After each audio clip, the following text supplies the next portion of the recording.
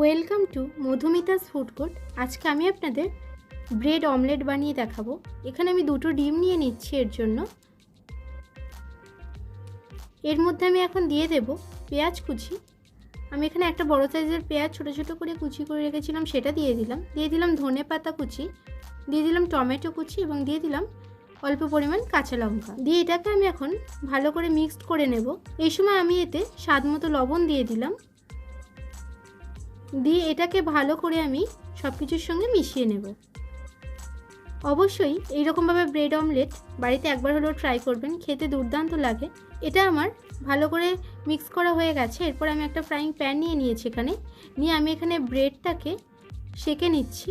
আপনারা চাইলে এটা টোস্টারেও ব্রেডটাকে সেঁকে নিতে পারেন।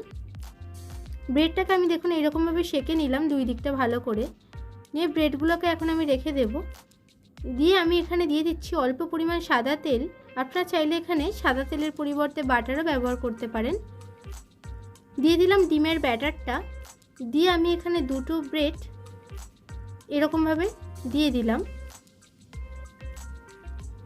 দিয়ে আমি এখন উপর থেকে দিয়ে দেব চিজ। আমি এখানে চিজটাকে গ্রেট করে নিয়ে দিয়ে দিচ্ছি। আপনারা ঠিক যেরকম পছন্দ করেন চিজটা সেই রকম পরিমাণে দেবেন।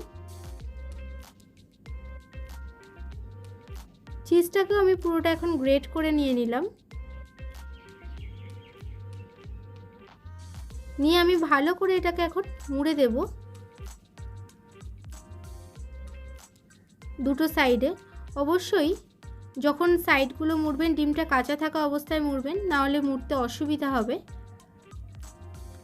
মাঝখান থেকে আমি একটু কেটে নিলাম যাতে ফোল্ড করতে আমার সুবিধা হয় ব্রেডটাকে। এই সময় আমি উপরে অল্প পরিমাণ গোলমরিচের গুঁড়ো দিয়ে দিচ্ছি।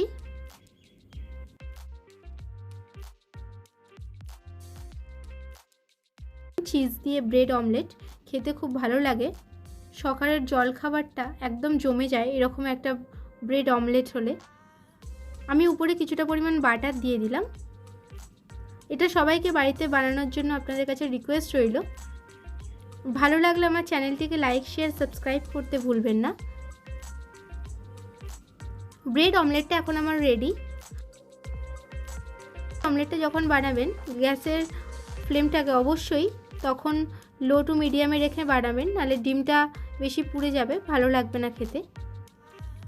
আপনাদের কেটে দেখিয়ে দিচ্ছি এটা ঠিক কেমন দেখতে হয়েছে।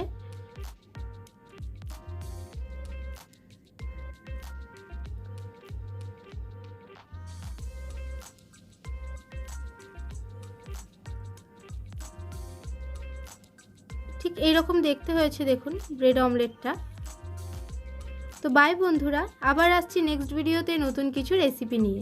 ভালো থাকবেন, সুস্থ থাকবেন, ধন্যবাদ।